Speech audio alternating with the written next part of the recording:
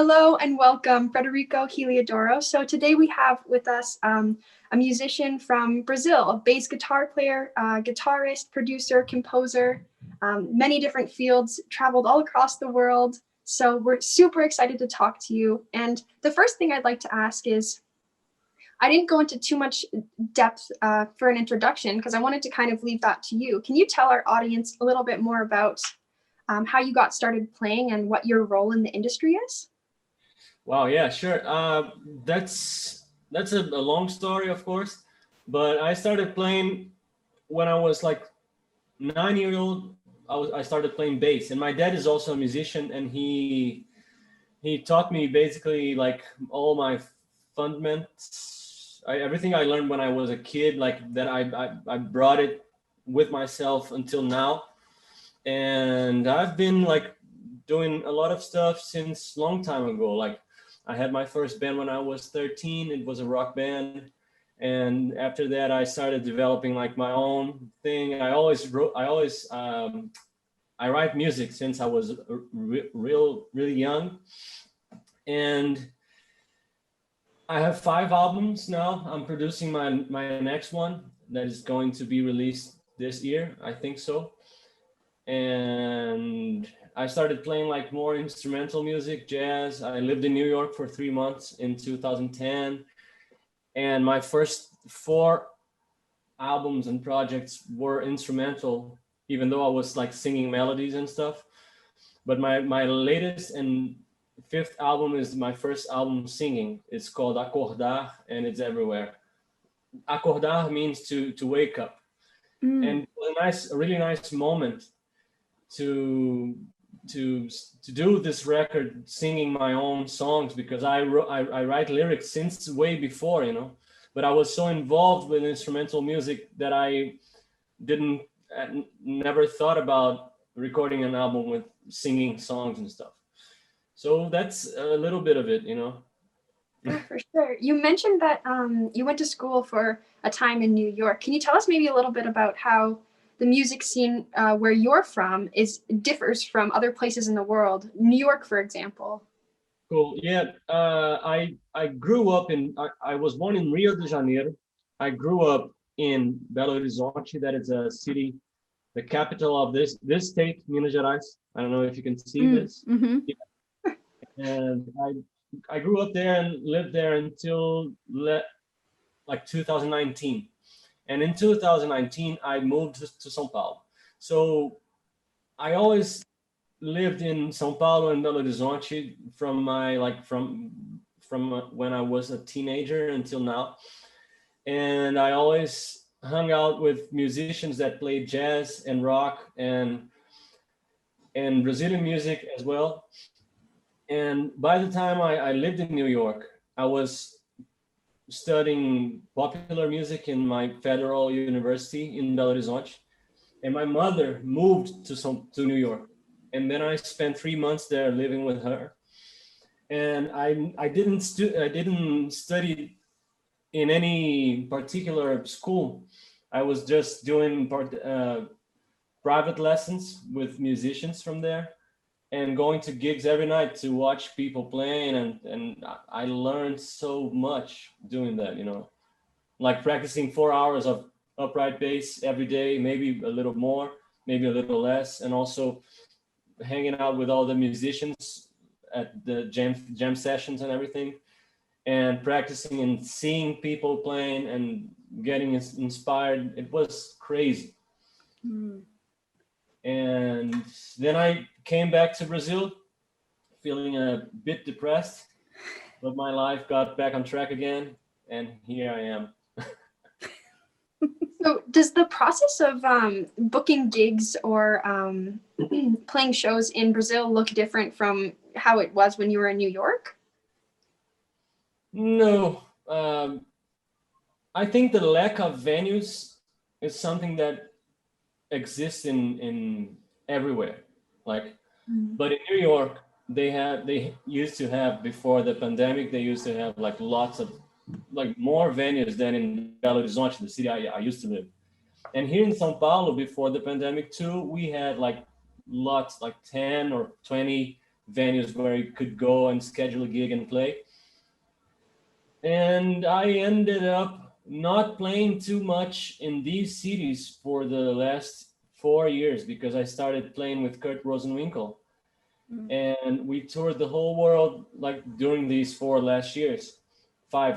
And so when I was back in Belo Horizonte, when I used to live there, I was going to, I would schedule a gig and just play for fun in some specific places, and also in São Paulo, and do recording sessions and put basses in people's records and stuff, and also produce albums, which I'm doing a lot right now. And that's I don't think there's a big difference. It's just like here in São Paulo, it's kind of the same vibe of New York, but people, instead of playing only jazz in jazz clubs, they're playing samba jazz and Brazilian music like funk stuff and rock and roll stuff, such as in New York or in LA or in every other US city or Canada too. I don't know. Like I was never in a position that I could complain of everything, of something. Well, speaking of recording, I mean, your bio has mentioned that you've recorded or produced on over 30 records, which is incredible. Yeah. So are you recording mainly as a bassist, or you're also playing keys and guitar in those kinds of sessions? Yeah, it's almost 30 albums that I've mostly played bass on. But I've been producing or co-producing or arranging stuff since like 4 years ago, more or less, But right now I'm starting my own kind of label that it has I'm sorry for my English. Sometimes it's hard to find the right words, but the motus of it's to promote music from Minas Gerais, my state, where I grew up. And there's the whole music from there, like Milton Nascimento. I don't know if you guys know him.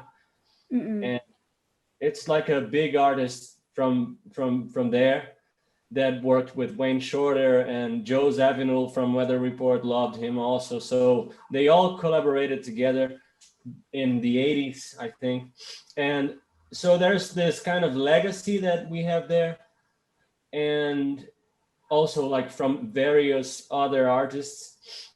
And I'm feeling that I'm starting to have this same vibe in my own music and productions, So the purpose of this label, it's more like a production label. It's not a big company that's gonna release and promote people's works. It's mostly like I produce the thing, and I believe in some aesthetics that I can add to the work. So when the artist wants me to produce the album, or wants the album to go out from Interior, that it's the name of the label, he already knows that the music will sound in a way, like it will sound like music from Minas Gerais. Okay. Neat. That's a really neat concept for a label, and kind of a beautiful way to connect to your roots and your heritage. Yeah, because here in Brazil we have lots of like the Northeast music. We have the music from São Paulo here, where I'm living now. We have music from Bahia, that it's Caetano and all the axé stuff. Lots of crazy and beautiful rhythms and everything. And in Minas Gerais we have this specific sound that it's so special, and I want the world to hear it, I love that. It's fabulous. So this podcast kind of targets young musicians and emerging artists. So because you have a bunch of experience recording, I wanted to kind of ask you, what's your process like when you're going in as a session musician, as a bassist on other people's records? Kind of like, what's your process to get ready for that, and what is it like for you in the recording studio? And then also maybe you could talk a little bit about what your process is like as a producer, because they're different. Well, when people hire me to play bass in their record, usually they already know me before and they know my way of playing. So what I do is like I practice it. I practice the song depending on it on its complexity. I practice it like a lot before, and I listen to it and I try all different approaches, like groove wise, rhythm wise. And then I record it, and usually I do like 4 takes, playing a little different from each one of them, and then I send it. Like I'm saying this, thinking about what the recordings I did during the pandemic, because as it is remote recording, the artist is not here to give his opinion or her opinion. So I do these 4 takes and I send the 4 takes. So if he wants something more specific, he would tell me before and I would do it, you know. And when I'm going to the studio, I usually do this. I practice the whole set list repertoire like 1 week before intensively. So I'll be there and I'll do it the fastest and the best I can, better I can. That's awesome. Yeah. I was also oh, continue. Just saying that the same approach goes to playing live also in shows with different artists. I remember I played with Hamilton de Holanda, that is a mandolin player from Brazil, and he's like one of our biggest artists from instrumental music now. And the set list was like super hard, and like lots of phrases together with everybody and weird rhythms and conventions and everything feels. And I practiced the album like for 1.5 months before the show. Like every day I would play the whole album. And when I finally got to play the show, it was so natural, you know, and it was only one show. What? Wow. I did one show as a sub player. Wow. But it's always good to learn and to like absorb people's music in that way. Like you live that music for 1 month, you know.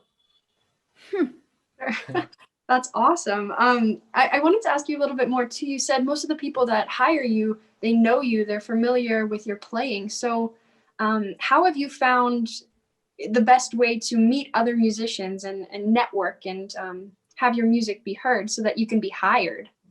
Yeah, that's also like a thing that I always think about, and it's crazy because I don't know the answer, like the exact answer for that, even though I also get excited when I think about it because it was so natural, everything that happened. Like I met Pedro Martins and Antonio Loureiro.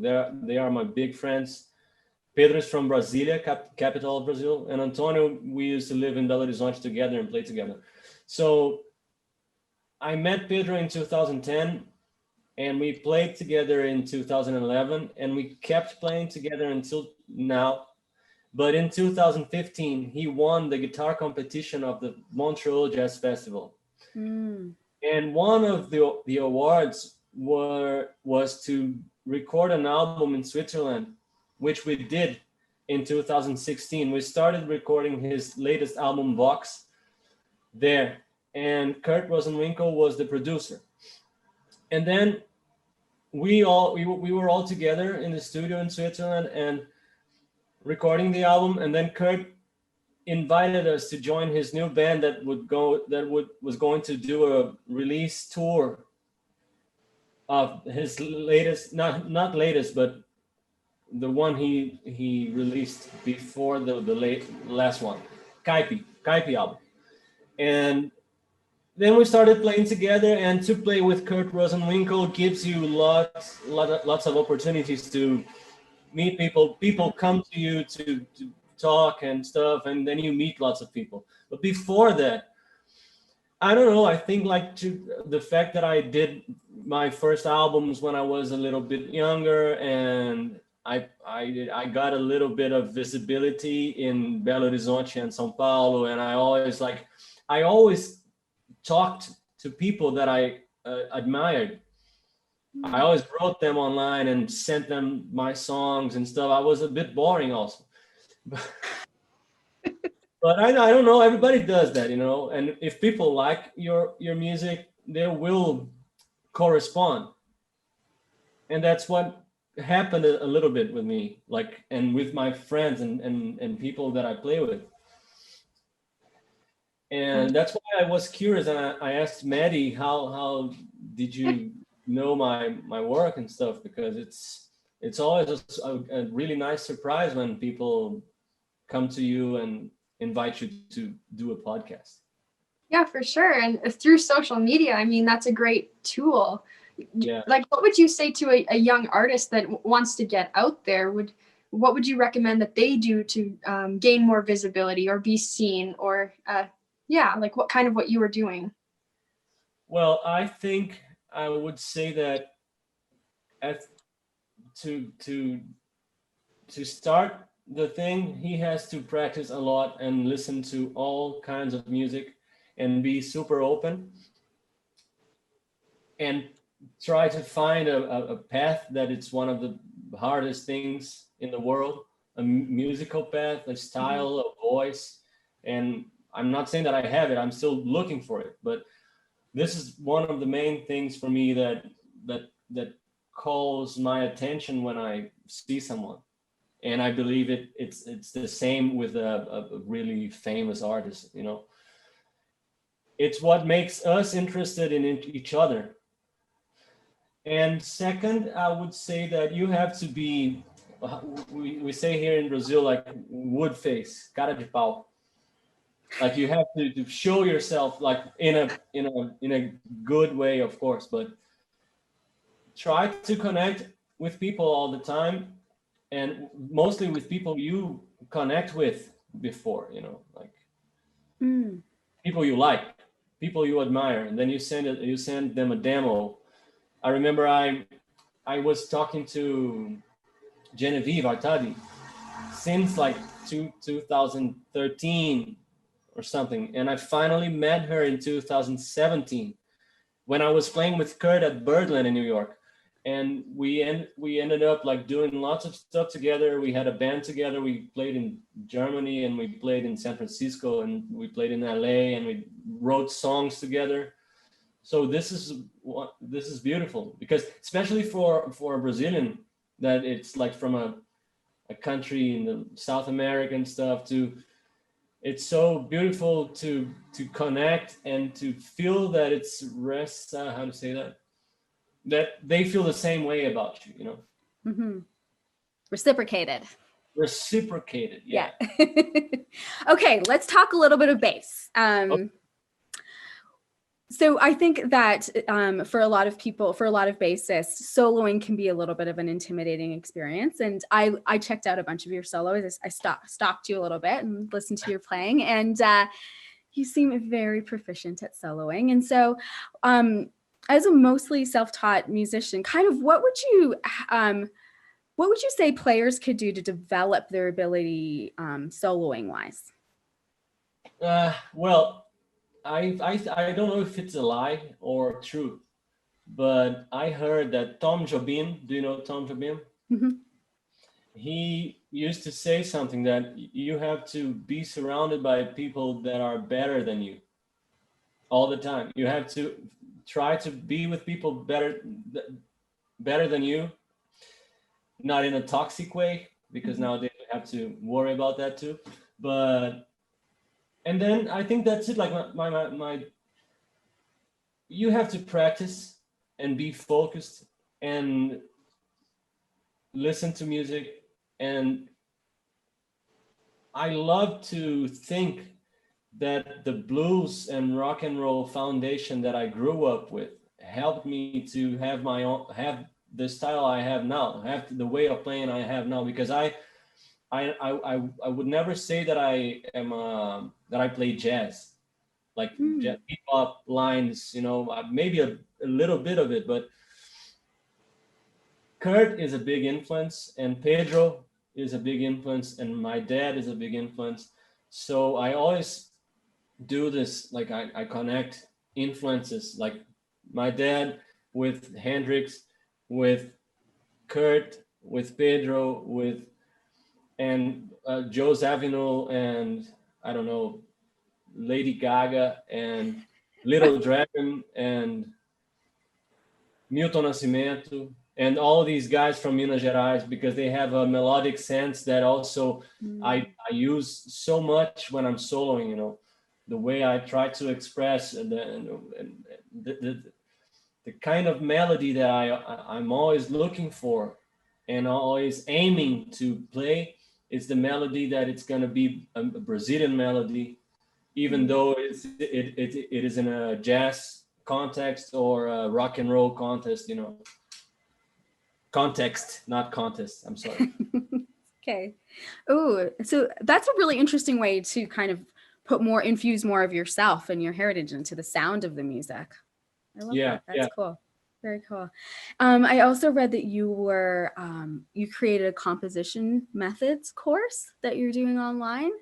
Tell us a little bit about your inspiration for that and kind of what the course entails. Well, the inspiration for that is that during the pandemic, we have to find ways to work. And I really like to talk about composition methods. I don't like to say it's a composition course because I don't think you can teach composition.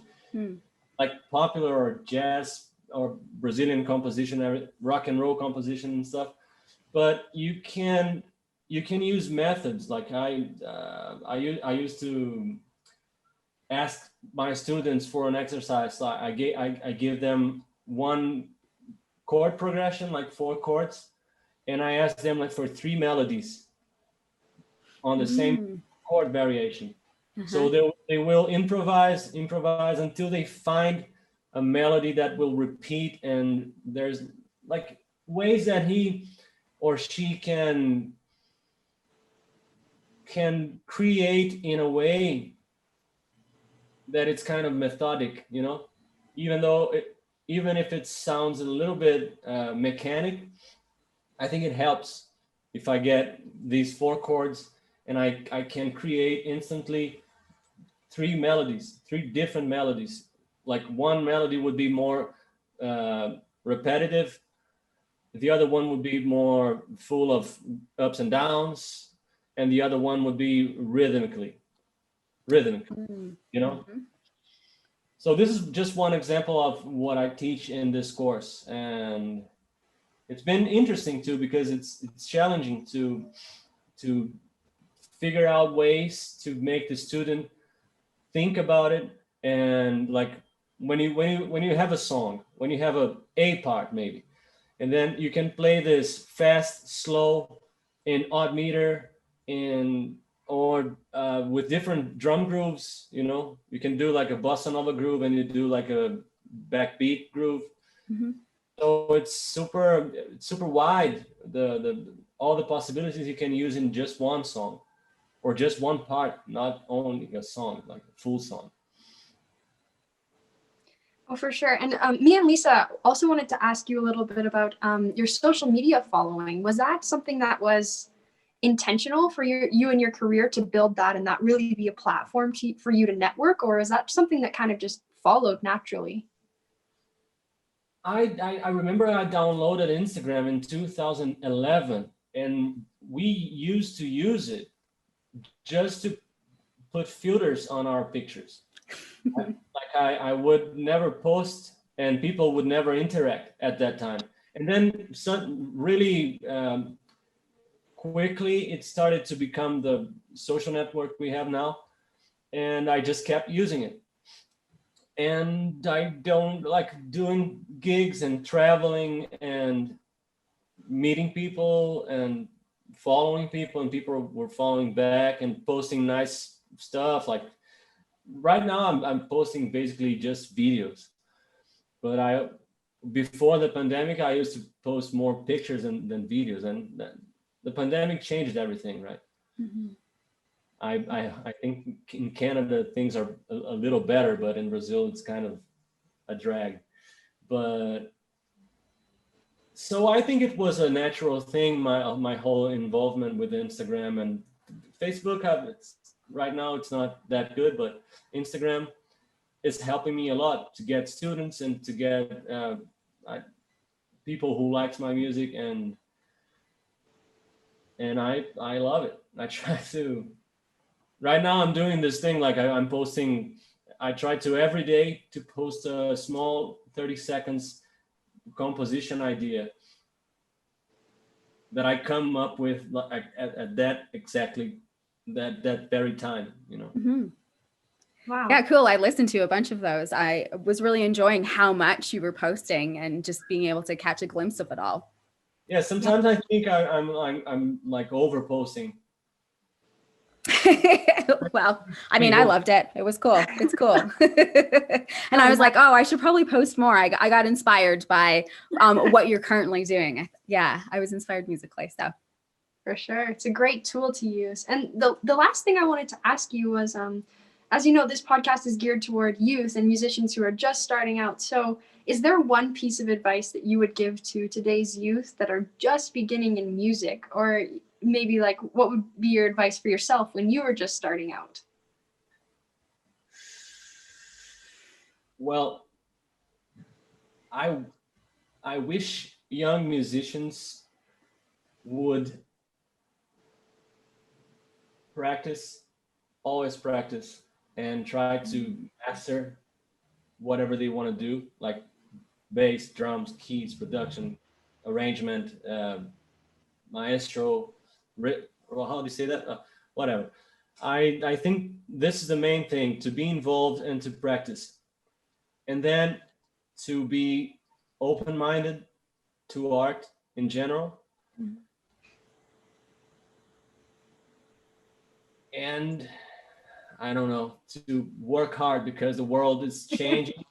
And I don't know how optimistic I can be.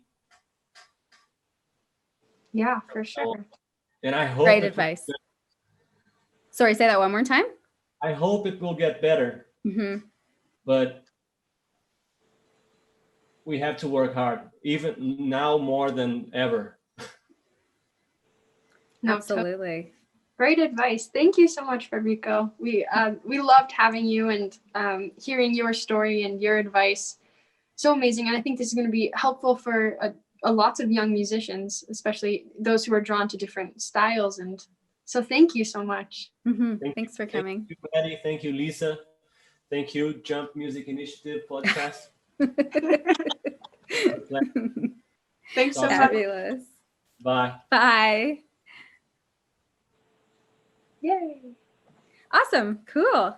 Okay. So I love that idea that you were talking about for as far as your methods go with playing a couple of different melodic ideas over top of for a chord progression. I think that's brilliant. And to break it down and like rhythmically, melodically, and just to use that as a source of creativity and to kind of a way of exploring and even to get through writer's block and stuff. That's such a great idea.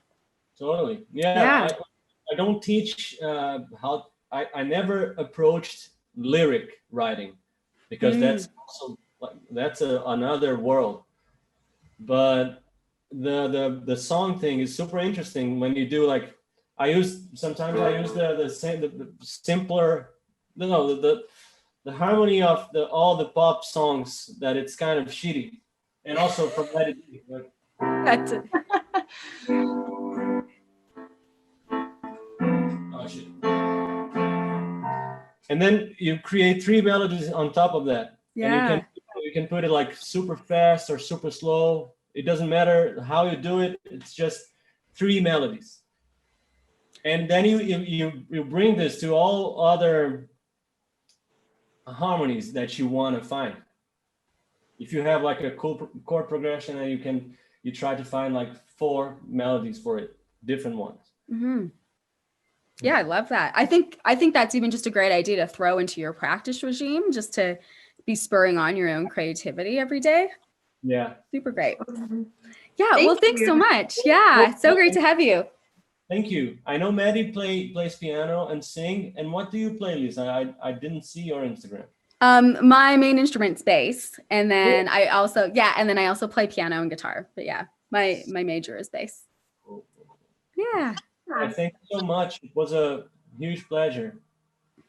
Totally. Likewise. Thank you for being here. Cheers. Have a great rest of your day. Bye. Bye.